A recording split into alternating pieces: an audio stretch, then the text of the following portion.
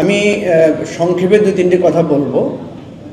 প্রথম কথা হচ্ছে, এই যে গণ অভ্যুত্থান হলো, এই যে একটা পরিবর্তন আকাঙ্ক্ষা তৈরি হলো, রাষ্ট্র পরিবর্তনের যেই প্রত্যাশাটা আমাদের মধ্যে জাগ্রত হয়েছে, কিন্তু আমরা খুব দুঃখিত এই গণ অভ্যুত্থানের ভিত্তিতে যে সরকার প্রতিষ্ঠিত হয়েছে,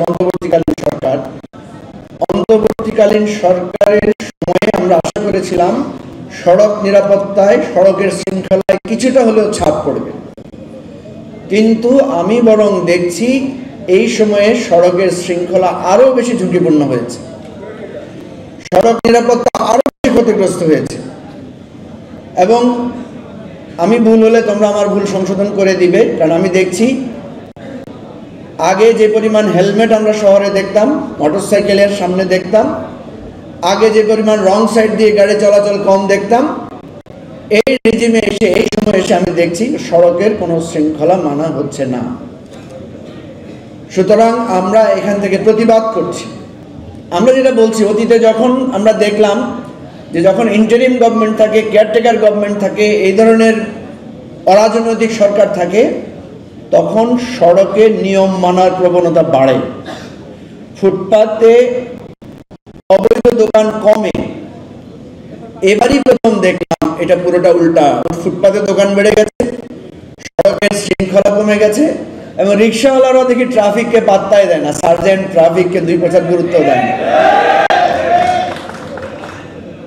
বারবার চেষ্টা করেছি সরকারকে এই কথাটা বলতে, আমরা যারা বঞ্চিত, ব্যথিত, লাঞ্ছিত, নিপীড়িত ছিলাম তাদের কথা আলাদা। তো যেই লোকটা রাস্তায় 3 ঘন্টা দাঁড়িয়ে থাকতো বা 2 ঘন্টা জ্যামে থাকতো, সেই লোকটাও এখন যখন দেখে এই সরকারের সময়ও তাকে একইভাবে 2 ঘন্টা 2.5 ঘন্টা জ্যামে বসে থাকতে হয়, সে কিন্তু কোনো পার্থক্য খুঁজে পায় না। সে কিন্তু মনে করে না যে রাষ্ট্রে কোনো পরিবর্তন এসেছে। যারা নিয়ে গিয়েছিল তাদের এক একজনের 4টা করে চোখ, আর আমাদের 2টা করে চোখ। বিষয়টা কি এরকম? তাদের 5টা করে হাত, আমাদের 2টা করে হাত। বিষয়টা কি এরকম?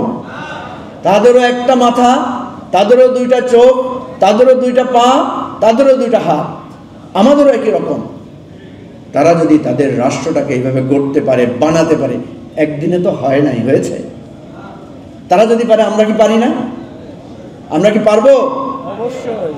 আমি ডক্টর সাবিয়ার মতো হাত তুলে তোমাদেরকে শপথ করাবো না, আমি শুধু বলবো যে আমাদেরকে ঘুরে দাঁড়াতে হবে, আমাদেরকে অন্ধকার থেকে আলোর দিকে ফিরে আসতে হবে, আমাদেরকে আমাদের হতাশা ঝেড়ে ফেলে দিয়ে আশা নিয়ে জাগতে হবে, এবং একদিন আমাদের দেশটাকে নিরাপদ সড়ক থেকে নিরাপদ বাংলাদেশ করব, এটাই আমাদের অঙ্গীকার।